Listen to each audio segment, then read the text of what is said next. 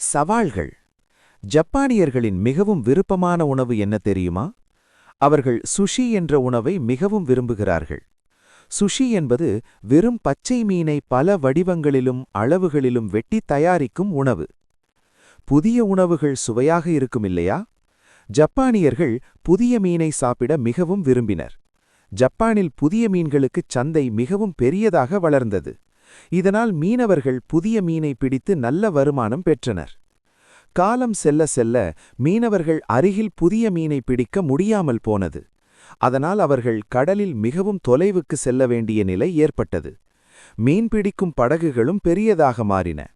மீனை பிடிக்க பல நாட்கள் கடலில் செல்ல வேண்டியதால் மீனவர்கள் வீடு திரும்பவும் அதிக நாட்கள் எடுத்தது.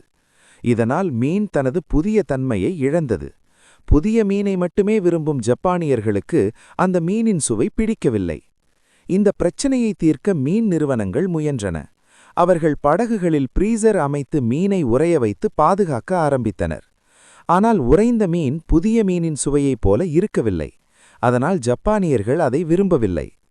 புதிய உணவும் உறைந்த உணவும் சுவையில் மிகவும் வேறுபாடு இருக்கும் அல்லவா?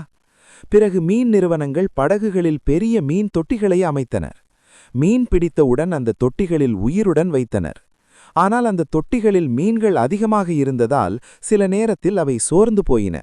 சில மீன்கள் இறந்தும் போனதால் மற்ற மீன்களும் கெட்டுப்போயின. இதனால் மீன் தொழில் பெரிய சிக்கலை சந்தித்தது. ஆனால் அவர்கள் இறுதியில் ஒரு தீர்வை கண்டுபிடித்தனர். மீன்களை அந்த தொட்டிகளில் வைத்தபோது அவர்கள் ஒரு சிறிய மாற்றம் செய்தனர். அந்த தொட்டிக்குள் ஒரு சிறிய சுறா மீனை விட்டனர். அந்த சுறா மீன் இருந்ததால் மற்ற மீன்கள் எப்போதும் சுறுசுறுப்பாக நீந்திக் கொண்டே இருந்தன. அதனால் அவை புதிய தன்மையுடன் இருந்தன. அதனால் ஜப்பானியர்கள் மீண்டும் புதிய மீனை சுவைத்து மகிழ்ந்தனர். நீதி. வாழ்க்கையில் சவால்கள் இருந்தால்தான் நாம் பல விஷயங்களை சாதிக்க முடியும்.